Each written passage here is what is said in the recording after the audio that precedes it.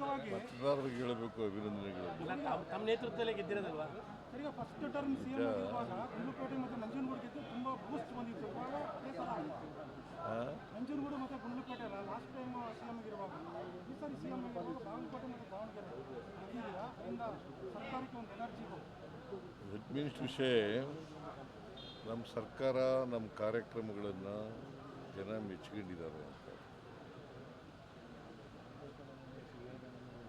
ಇಲ್ಲೇ ಹೋದರೆ ನಾವು ಕಳೆದ ಸಾರಿ 3 ಬೈ ಎಲೆಕ್ಷನ್ನು, ಈ ಸಾರಿ 2 ಬೈ ಎಲೆಕ್ಷನ್ನು ಗೆಲ್ಲಕ್ಕಾಗ್ತಿದ್ವಿ.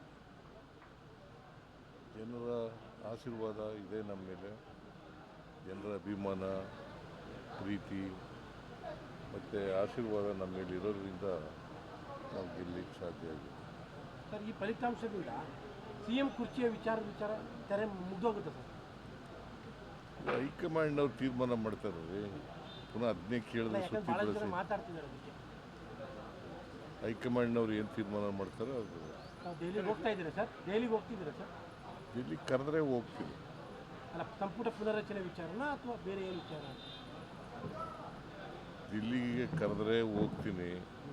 ಇಲ್ಲಿವರೆ ನಾನೇ ಹೋಗ್ಬೇಕಾದ್ರೆ ರಾಹುಲ್ ಗಾಂಧಿ ಅಪಾಯಿಂಟ್ಮೆಂಟ್ ಕೊಟ್ಟಾಗ ಹೋಗ್ತೀನಿ. ಸಂಪುಟ ಪುನರಚನೆ ಸರ್? ಸಂಪುಟ ಪುನರಚನೆ ವಿಚಾರವಾಗಿ ಮಾತುಕತೆ ಕೇಳಬರ್ತಲ್ಲ, ಆ ವಿಚಾರವಾಗಿ ಚರ್ಚೆಗೆ ನಾವು ಹೋಗ್ತೀರಾ? ರಾಹುಲ್ ಗಾಂಧಿ ಅವರ ಅಪಾಯಿಂಟ್ಮೆಂಟ್ ಕೊಟ್ಟ ಮೇಲೆ ತೀರ್ಮಾನ ಮಾಡ್ತೀವಿ. ಆ ವಿಚಾರಕ್ಕೆ ಕೇಳಿದ್ದೀರಾ ಸರ್? ಈಗ ಅಪಾಯಿಂಟ್ಮೆಂಟ್ ಕೇಳಿದ್ದೀರಾ ಸರ್? ಅಪಾಯಿಂಟ್ಮೆಂಟ್ ಕೇಳಿದ್ದೀರಾ ಸರ್? ಈಗ ಜನಾಭಿಪ್ರಾಯ ಕಾಂಗ್ರೆಸ್ ಸರ್ಕಾರದ ಪರ ಇರೋದ್ರಿಂದ ಸ್ಥಳೀಯ ಸಂಸ್ಥೆ ಚುನಾವಣೆಗಳನ್ನು ಮಾಡ್ತೀರಾ? ಜಿಬಿಐ ಇರ್ಬೋದು, ಸ್ಥಳೀಯ ಸಂಸ್ಥೆಗಳ ಚುನಾವಣೆ ಮಾಡ್ತೀವಿ. ತಕ್ಷಣದಲ್ಲೇ ಮಾಡ್ತೀವಿ.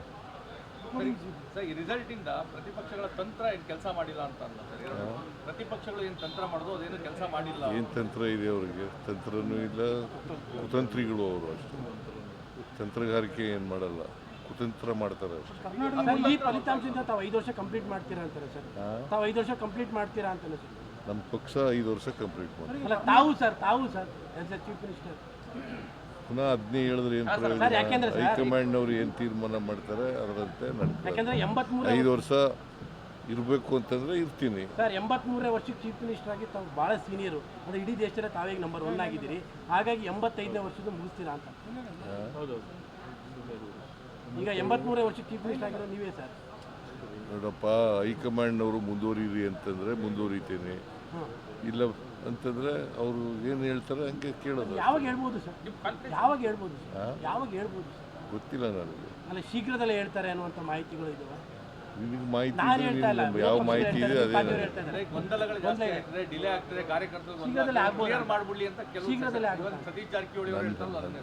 ಸತೀಶ್ ಜಾರಕಿಹೊಳಿ ಬೇಗ ಕ್ಲಿಯರ್ ಮಾಡಬೇಕು ಹೈಕಮಾಂಡ್, ಏನೋ ಒಂದು ಹೇಳಲಿ ಅವ್ರ ಅಭಿಪ್ರಾಯ ಹೇಳಿದ್ದಾರೆ. ಅದು ಆಗುತ್ತಾ ಅಂತ ಸರ್?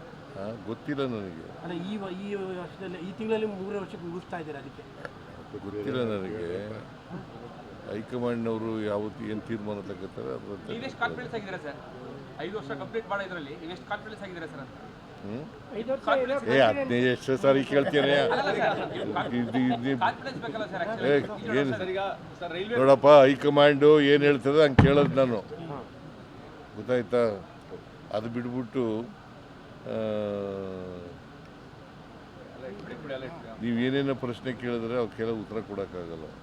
ಸರ್, ಈಗ ಶೃಂಗೇರಿಯ ಬೈ ಎಲೆಕ್ಷನ್ ವಿಚಾರದಲ್ಲಿ ಈಗ ಕೋರ್ಟ್ ಮೂವ್ ಮಾಡ್ತಾ ಇದ್ದೀರಾ ಅಥವಾ ಹೇಗೆ ಸರ್? ಯಾಕಂದರೆ ಈಗಾಗಲೇ ಪ್ರಮಾಣ ವಚನಕ್ಕೂ ಕೂಡ ಇದಾಗಿದೆ. ಶೃಂಗೇರಿಯ ಮರುಮತ ಎಣಿಕೆ ವಿಚಾರದಲ್ಲಿ ಕೋರ್ಟಿಗೆ ಮೂವ್ ಮಾಡಿಸ್ತಾ ಇದ್ದೀರಾ? ಕೋರ್ಟ್ಗೆ ಹೋಗ್ತಾರೆ. ಕೋರ್ಟ್ಗೆ ಹೋಗ್ತಾ ಇದ್ದೀರಾ ಸರ್? ಅಲ್ಲಿಗೆ ಅದು ಕ್ಲಿಯರ್ ಕಟ್ಟಾಗಿ ಸಮಸ್ಯೆ ಆಗಿದೆ ಸರ್. ಅಲ್ಲಿ ಕ್ರಿಮಿನಲ್ ಕಾನ್ಸ್ಪಿರಸಿ ಮಾಡಿದ್ದಾರೆ. ಬಿಕಾಸ್ 255 ವೋಟ್ಗಳು ಇನ್ವ್ಯಾಲಿಡ್ ಆಗಿದ್ದಾವೆ. ವ್ಯಾಲಿಡ್ ಆಗಿದ್ದ ವೋಟ್ಗಳು ಇನ್ವ್ಯಾಲಿಡ್ ಆಗಿದ್ದಾವೆ. ಹೆಂಗೆ ಸಾಧ್ಯ ಆಗುತ್ತೆ? ಈಗ ಪೋಸ್ಟಲ್ ಬ್ಯಾಲೆಟ್ಸು ಪೇಪರು, ಪ್ರತಿಯೊಂದು ಬ್ಯಾಲೆಟ್ನೂ ಕೂಡ ಎಲ್ಲ ಏಜೆಂಟ್ಗಳಿಗೂ ತೋರಿಸಿರ್ತಾರೆ. 12 ಜನ ಅಭ್ಯರ್ಥಿಗಳಿದ್ದಾರೆ, 12 ಜನ ಏಜೆಂಟ್ಗಳಿರ್ತಾರೆ, 12 ಜನಕ್ಕೂ ತೋರಿಸಿರ್ತಾರೆ. ತೋರಿಸಿ ಅದು ವ್ಯಾಲಿಡ್ ಅಂತ ತಾನೇ ಮಾಡಿರೋದು. ಆಮೇಲೆ ಇನ್ವ್ಯಾಲಿಡ್ ಅಂತಂದರೆ ಮಾರ್ಕ್ ಆಗಿದ್ದಾರೆ. ಆ ಮಾರ್ಕ್ ಹಾಕ್ಬೇಕಾದ್ರೆ ಅದು ಸಬ್ಸಿಕ್ವೆಂಟಾಗಿ ಹಾಕಿರೋದು. ಬಹುಶಃ ನನ್ನ ಪ್ರಕಾರ ಹಿಂದಿನ ಸರ್ಕಾರ ಇತ್ತಲ್ಲ, ಬಿ ಜೆ ಪಿ ಸರ್ಕಾರ ಇತ್ತಲ್ಲ, ಅವರು ಆ ಕಾಲದಲ್ಲೇ ಮಾಡಿರತಕ್ಕಂಥದ್ದು. ಬಿಕಾಸ್ ಕೌಂಟಿಂಗ್ ಆದಮೇಲೆ ಬಾಕ್ಸ್ಗಳನ್ನು ಕೊಟ್ಟು ಕಳಿಸ್ತಾರೆ.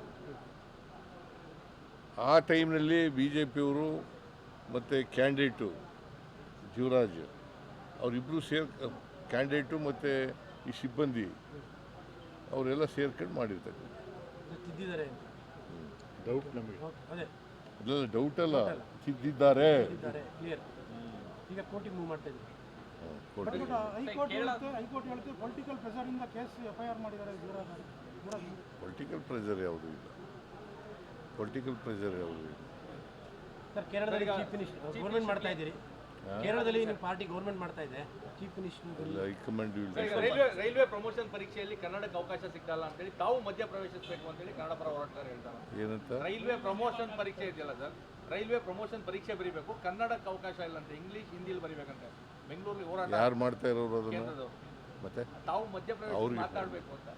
ಸರ್, ಈಗ ತಮಿಳುನಾಡಲ್ಲಿ ಹೊಸ ಗೌರ್ಮೆಂಟ್ ಬಂದಿದೆ. ಕೇಂದ್ರದವ್ರ ಮೇಲೆ ಬರೀರಿ. ಸರ್, ತಮಿಳುನಾಡಲ್ಲಿ ಹೊಸ ಗೌರ್ಮೆಂಟ್ ಬಂದಿದೆ.